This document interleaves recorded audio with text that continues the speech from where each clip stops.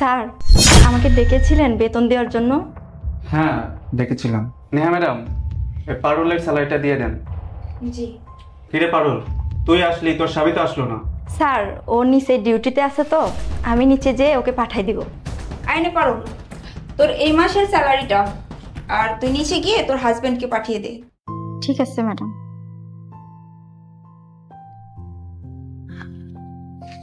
Madam এইখানে তো 10,000 টাকাই দিছেন। হ্যাঁ, তোর স্যালারি যা তাই তো দেওয়া হয়েছে।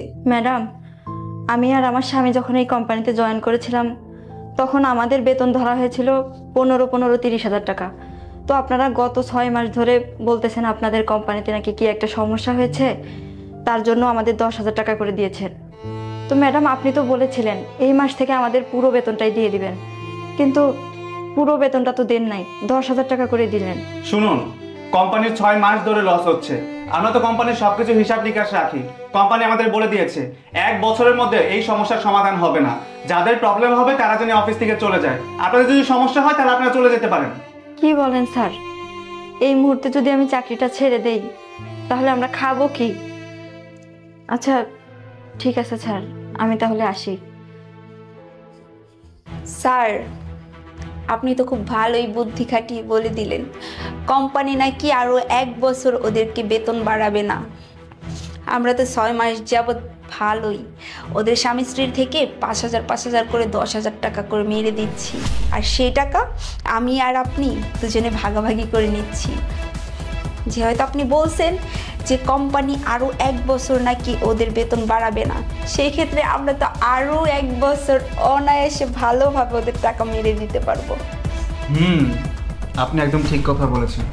বুদ্ধি না খাটালে এরকম বড় কোম্পানিতে চাকরি করা যায় না। স্যার আপনার বুদ্ধি আছে, মানতে হবে। বুঝতে হবে। স্যার আসসালামু আলাইকুম। ওই আমার বেতনের জন্য খবর পাঠাইছিলেন। ওয়ালাইকুম আসসালাম। হ্যাঁ নেহা ম্যাডাম, জাফরের এই মাসে বেতনটা দিয়ে দিন।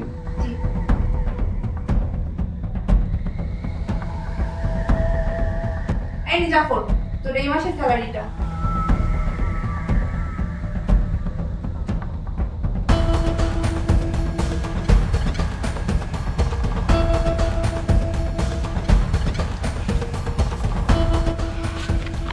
ম্যাডাম এইখানে তো 10,000 টাকা। হ্যাঁ 10,000 টাকাই তো থাকবে। প্রতি মাসে যা পাস তাই তো আছে এখানে। স্যার আপনারা না বলেছিলেন এই মাসে আমার 15,000 টাকার বেতন 15,000 টাকাই দিবেন। এই কোম্পানিটা কি আমার? কোম্পানি বলে দিয়েছে 1 বছরের মধ্যে কারো বেতন বাড়াতে পারবে না, কারণ কোম্পানিতে সমস্যা চলতেছে। তোরা স্বামী স্ত্রী একই প্রশ্ন করিস কেন বারবার? তোরা যদি এখানে কাজ করিস তো করবি, না হলে এখান থেকে চলে যা। কোম্পানি বলে দিয়েছে 1 বছরের মধ্যে কারো বেতন বাড়াবে না। এতে যদি কেউ থাকতে পারে তো থাকবে, না থাকতে পারে চলে যাবে। ঠিক আছে স্যার, কিন্তু স্যার এই বেতন দিয়ে না ঢাকা শহরে চলা খুব মুশকিল। তাছাড়া আমার ফ্যামিলি আছে, আমার বাবা মা আছে। আমার বাবা মা অসুস্থ, তাদের চিকিৎসা করাতে হয়, তাই আর কি আমার স্বামী স্ত্রী দুজনেই চাকরি করি। ঠিক আছে স্যার, আসসালামু আলাইকুম। দারোয়ানের বাচ্চা, ওদের নাকি এই কয়টা টাকা দিয়ে চলতে অসুবিধা হয়। আরে দারোয়ানের বাচ্চা, তোদের থেকে যদি 10,000 টাকা করে না নিই আমরা, তাহলে তো আমাদের চলতে অসুবিধা হবে। চলো। বেতন পাইছো? পাইছি। শোনো, আমার এই টাকা দিয়ে মুদিওয়ালা আর দুধওয়ালার টাকা দিতে হবে। আচ্ছা, আর আমার এই টাকা দিয়ে ঘর ভাড়া দিয়ে দেবো মনে। চলো। আর একটা কথা, তোমার বাবা আর মার তো ওষুধ শেষ হয়ে গেছে, ওষুধও তো নিয়ে যেতে বলছে। হ্যাঁ ওষুধ তো নিয়ে যেতে বলছে, কিন্তু তোমার টাকা তো মুদি বিল দুধ বিল দিয়ে শেষ, আমার টাকা তো ঘর ভাড়া দিয়ে দেবো। তাহলে তাদের জন্য ওষুধ তুমি কেমনে? বুঝতে পারতেছি না কি করবো। গত 6টা মাস ধরে কোম্পানি আমাদেরকে বেতন কম দিয়ে যেতে আছে, মাত্র 10,000 করে বেতন দিতে আছে। এইভাবে চলতে থাকলে তো আমাদের চলতে সমস্যা হয়ে যাবে। শোনো, আমাদের বেতন ছিল 15,000 টাকা, গত 6 মাস ধরে দিচ্ছে 10,000 টাকা করে। এই টাকা দিয়ে কি করব, কিভাবে চলবো কিছুই বুঝতে পারতেছি না। গত 6টা মাস ধরে কোম্পানি আমাদেরকে বেতন কম দিতে আছে। আমাকে বেতন হয়েছে 15,000 টাকা, অথচ দিতে আছে 10,000 টাকা করে। স্যাররা কইলো এই মাস থেকে নাকি আগের বেতনই দিব, কই সেই 10,000 টাকা বেতনই দিচ্ছে। কিছু জিজ্ঞেস করলে বলে চাকরি করলে করো, না করলে চলে যাও। আমি সিদ্ধান্ত নিয়েছি এই মাস পরে আমি চাকরি ছেড়ে দেবো। কি বলো তুমি, চাকরি ছেড়ে দিবা মানে? স্যার তো আমাকে বললো এখন নাকি কোম্পানি লস হচ্ছে, তার জন্য আর কি আমাদের বেতন কমায় দিচ্ছে। আগে যখন কোম্পানি ভালো ছিল, উন্নতি ছিল, তখন তো আমাদের বেতন ঠিকঠাকভাবে দিছে, তাই না?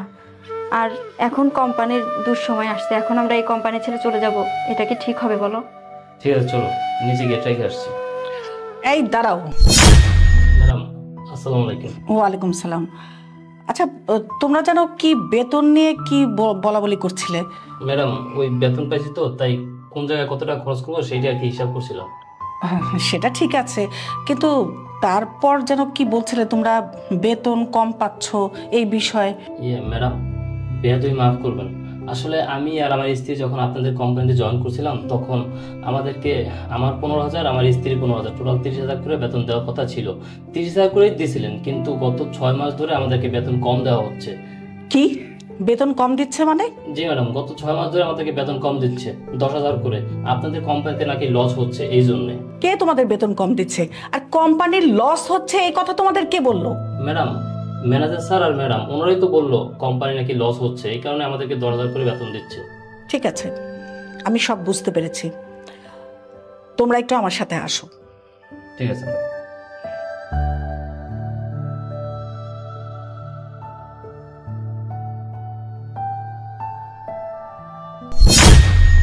ম্যাডাম আপনি?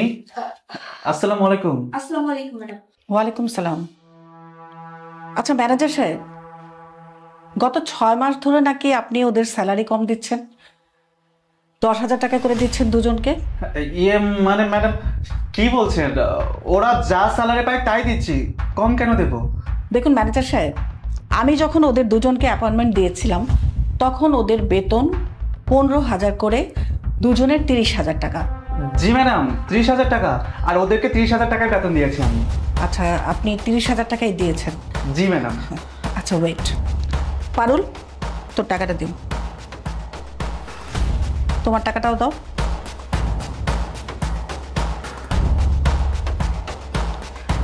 ম্যানেজার সাহেব, এখানে 20,000 টাকা, বাকি 10,000 টাকা কোথায়? কি যে বলেন না ম্যাডাম, বাকি 10,000 টাকা কোথায় গেলো আমি কি করে জানবো? ওদেরকে তো আমি 30,000 টাকা দিয়েছি। এই তো ম্যাডাম দেখুন, খাতার মধ্যে 15 30,000 টাকা দিয়েছি ওদের দুজনকে, এখানে লেখাই আছে। স্যার আপনি মিথ্যা কথা বলতেছেন কেন? গত 6 মাস ধরে আপনি আমাদেরকে বেতন কম দিতে আসছেন, 10,000 টাকা করে বেতন দিতে আসছেন, আর বলতেছেন কোম্পানি লস হইতে আছে। কি বললো ম্যানেজার সাহেব? আমাদের কোম্পানির লস হচ্ছে? কই, আপনি তো আমাকে এই বিষয়ে কখনো বলেননি যে কোম্পানির লস হচ্ছে।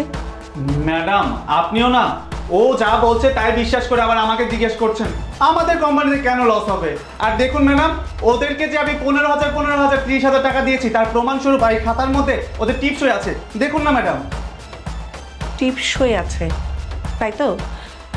ম্যানেজার সাহেব, আমার একটা কথা, আমার এই কোম্পানিতে কিন্তু একটা রুলস আছে, প্রত্যেকের বেতন ব্যাংকে যায়, ব্যাংক থেকে সবাই তোলে, কিন্তু এদের দুজনের টাকা কেন হাতে হাতে, রেজিস্ট্রেশনে টিপসই দিয়ে তুলে নিতে হবে? আসলে কি হয়েছে বলুন তো ম্যাডাম, ওর তো মূর্খ মানুষ, সিগনেচার করতে পারে না, এর জন্য ওদেরকে ব্যাংকের মাধ্যমে টাকা দিই না, এই রেজিস্ট্রেশন খাতার মাধ্যমে টাকা দিতে হয়, বুঝতে পারেন না ম্যাডাম? এই তোদেরকে উপকার করতে গিয়ে আমি বিপদে পড়ে গেলাম। ম্যাডাম ওনারা এখন আপনাকে দেখে মিথ্যা কথা বলতেছে। ওনারা গত 6 মাস ধরে আমাদের দুজনকে 10,000 করে 20,000 টাকা বেতন দিয়েছে, আর আপনি নাকি বলেছেন আপনাদের কোম্পানিতে লস হচ্ছে, তাই আর কি বেতন কমাই দিতে। দাঁড়াও ম্যানেজার সাহেব, পারুল কি বলল? আমাদের কোম্পানির লস হচ্ছে 6 মাস ধরে, 1-2 মাস না, কিন্তু আপনি তো আমাকে এই বিষয়ে কখনো কিছু বলেননি। আর আপনি ওদের বলেছেন যে আমি নাকি কোম্পানির লস হওয়ার কারণে ওদের বেতন কম দিতে বলেছি, সেই জন্য আপনি গত 6 মাস ধরে ওদের 10,000 করে দিচ্ছেন। ম্যাডাম আপনিও না, আপনি এই সমস্ত গরিব ছোট লোকদের কথা শুনে আমাদেরকে অবিশ্বাস করছেন আর ওদেরকে বিশ্বাস করছেন। ম্যাডাম বিশ্বাস করুন, আমরা তো এই গরিব ছোট লোকদের টাকা একদম ঠিকঠাক মতোই দিচ্ছি, তাই না? কিন্তু ওরাই তো মিথ্যা কথা বলতেছে, ওরা ঠিকঠাক মতো বেতন নেওয়ার পরেও বলতেছে ওদের নাকি 10,000 টাকা করে কম নিয়েছি। চুপ করুন আপনারা, আর একটাও কথা বলবেন না, আমি যা বুঝার বুঝেছি। ম্যানেজার সাহেব, আপনি ওদের অশিক্ষিত বলছেন, ওরা গরিব, তাই না? কিন্তু আপনি কেমন শিক্ষায় শিক্ষিত হয়েছেন যে একটা অফিসের ম্যানেজার হয়ে আপনি গরিব মানুষের টাকা মেরে খাচ্ছেন, তাও একটা মাস না, পরপর 6টা মাস। 6 মাসে আপনি একটু হিসাব করে দেখুন তো ওদের কত টাকা আপনি মেরে খেয়েছেন। ম্যাডাম, হ্যাঁ ঠিকই বলেছেন, আমরা একটা অন্যায় করে ফেলেছি, ভুল করে ফেলেছি। তবে বিশ্বাস করেন ম্যাডাম, আমরা আর কোনো ভুল করব না, আমাদেরকে ক্ষমা করে দেন ম্যাডাম। ক্ষমা করে দিব, তাই তো? ঠিক আছে, আপনার কথাই থাকলো।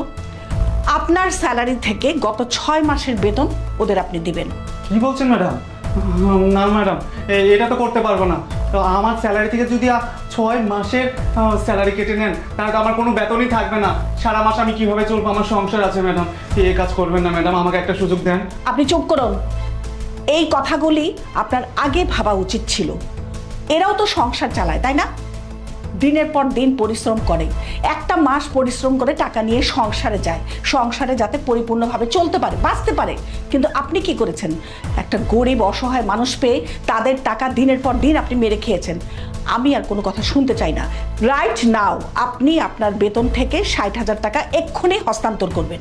ম্যাডাম প্লিজ ম্যাডাম, আমাকে শেষবারের জন্য একটা সুযোগ দেন না ম্যাডাম। আপনাকে আমি কোনো সুযোগ দিতে পারবো না।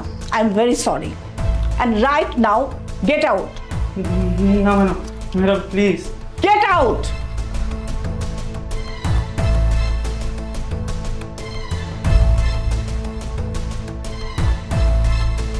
কি ব্যাপার, আপনি এখনো দাঁড়িয়ে আছেন কেন? ইয়ে ম্যাডাম, আসলে এখানে তো আমার কোনো দোষ নেই, যা দোষ ম্যানেজার সাহেবের। চুপ করুন, আর একটা কথাও আমি শুনতে চাই না। কথাই আছে, যে অন্যায় করে আর যে অন্যায় সহে দুজনেই সমান অপরাধী।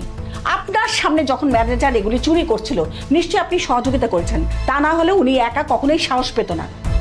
অতএব আপনাকেও আমার এই অফিসে রাখা যাবে না। আপনি এখন আসুন। ম্যাডাম আসুন।